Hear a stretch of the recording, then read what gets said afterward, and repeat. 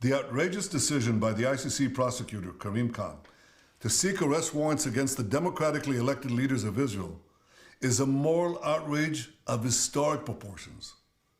It will cast an everlasting mark of shame on the international court. Israel is waging a just war against Hamas, a genocidal terrorist organization that perpetrated the worst attack on the Jewish people since the Holocaust. Hamas massacred 1,200 Jews, raped Jewish women, burned Jewish babies, took hundreds hostage.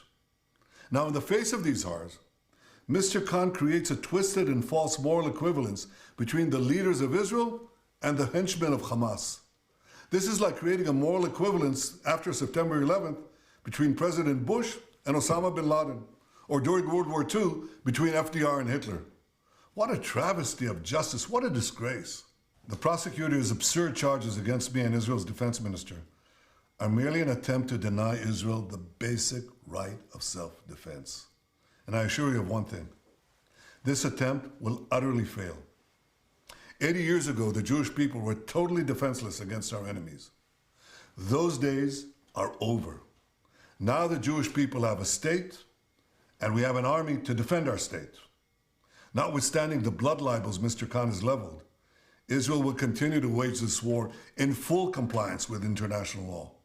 We will continue to take unprecedented measures to get innocent civilians out of harm's way and to ensure that humanitarian assistance reaches those in need in Gaza. Mr. Khan also sets a dangerous precedent that undermines every democracy's right to defend itself against terror organizations and aggressors. The ICC has no jurisdiction over Israel, and Mr. Khan's actions will not stop us from waging our just war against Hamas.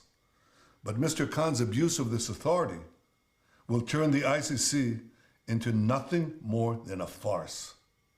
He's doing something else. He is callously pouring gasoline on the fires of anti-Semitism that are raging across the world. Through this incendiary decision, Mr. Khan takes his place among the great anti-Semites in modern times.